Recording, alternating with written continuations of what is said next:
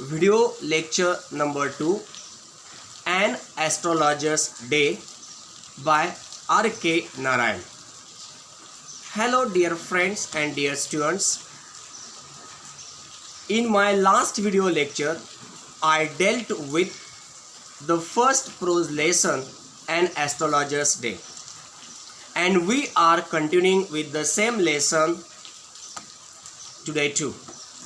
As we are going to do some of the activities on this lesson here with me, and some of the activities by you, that is by every single individual student personally at home on his own, I would like to discuss the structure of a lesson with you, which will be very helpful to you in understanding of the lesson or a poem. So today I will discuss how to prepare or study each and every lesson or a poem of the subject English.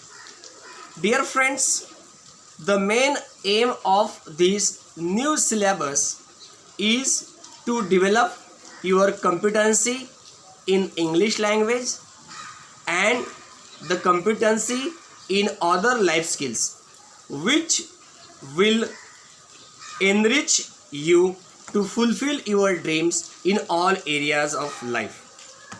So the textbook of English, the syllabus and the lessons of English are designed with this purpose of achieving these aims. This syllabus and the textbook is based on the practical approach for learning. So the friends, keep in mind the formula: the more you do the practice of the lesson on your own, the more you will be benefited of it in understanding of the lesson and learning of the lesson. See, each and every lesson or a poem has a specific structure. Every lesson in the textbook of English is designed in a systematic way.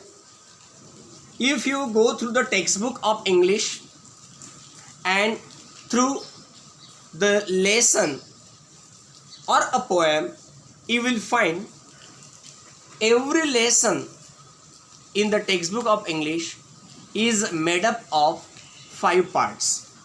They are: number 1, icebreakers; number 2, introduction to the writer and the lesson; number 3, the text of a lesson or a poem; number 4, margin activities; and number 5, brainstorming section. So now we'll discuss how to prepare a lesson, how to study a lesson on our own.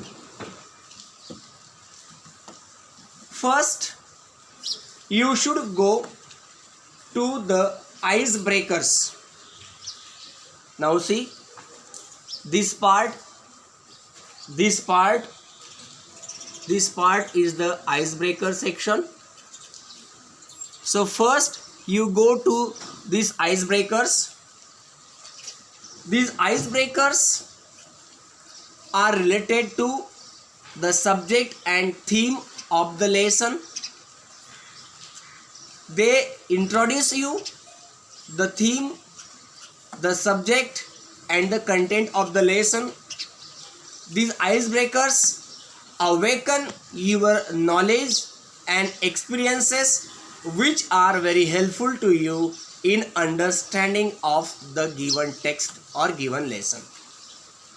After icebreakers, then comes the second part, that is introduction to the writer or the lesson. After doing with the icebreakers, secondly you go to the second part of the lesson, introduction of the writer or the lesson. This second part will give you the general ideas about the feature of the writer's writing, and this part will also introduce you the theme, the subject and the content of the lesson or a poem in brief. So this second part is also very helpful to you in understanding the theme or the subject and the content of the lesson. After this comes the third part, that is the text of a lesson or a poem. After finishing with this introduction of the writer and the lesson, you go to the text of a lesson. This text of the lesson is your actual material of the study. You have to read this text line by line, silently and peacefully. While reading this text, you have to underline the difficult words and the new words that you find completely new to you. This text is the core part that you have to deal with. You will have to understand this text, and so you are going to do many more processes on this text. So the complete understanding of this text is required, and for that purpose you read this text silently, slowly, steadily and peacefully. You can read this text once or twice till you understand. Moreover, the most important thing is that while reading the text, you have to solve the margin activities that are given beside the text. Then you should go to the fourth part of the lesson, that is margin activities. These margin activities are given in the light blue colored margin beside the text or beside the text of a poem. Now these blue colored margin activities are to be done while reading the text. So you have to do these margin activities while reading this text or the text of the lesson simultaneously.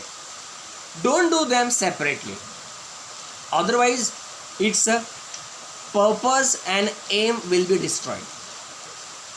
These margin activities contain three things. They contain three things. Number one, the meanings of the difficult words. Number two, guess the meaning. And number three, find out the matter or other activities like completing the sentences and find out certain matter. You have to do all these margin activities when you are reading the text actually. The first one is meanings of the difficult words. Here in blue margin you are given the difficult words with their meanings. These difficult words with their meanings or the new words with their meanings will be very helpful to you in understanding of the lesson or in understanding of the text. Secondly, guess the meaning. you are given one activity of guessing the meaning here. For guessing the meanings of the word, you have to consider the context of that sentence.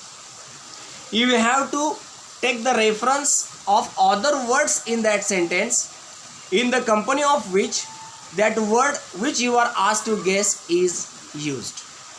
So considering the context and other words in the same sentence, you will have to understand the meaning of the suggested word. Then comes the third thing in this margin activity, that is other activities. Now here these other activities will help you in thinking over the questions which arise in your mind while doing or reading the text.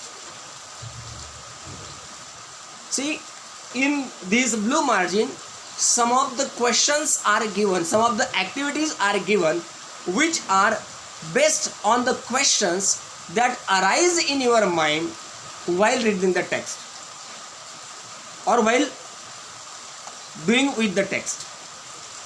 You have to do all these activities while reading this text. Even though you are not understand, or even though you don't understand this activity once, read them twice and again go back to the activities and go back to the text, read them again, reread and solve these activities.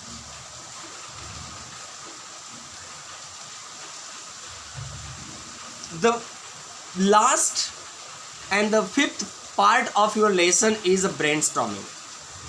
After doing with these margin activities simultaneously while reading the text of the lesson or a poem, finally you should go to the brainstorming section.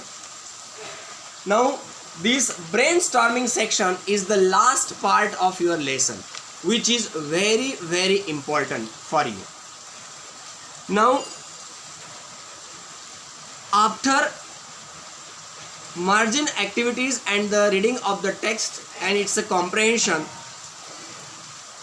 you have to solve all the activities that are given in this brainstorming section.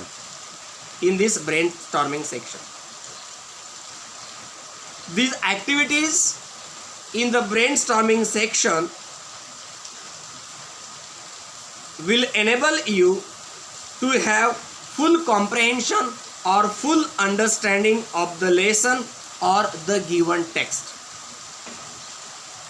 You have to do all these activities in the brainstorming section after reading the lesson completely once or twice.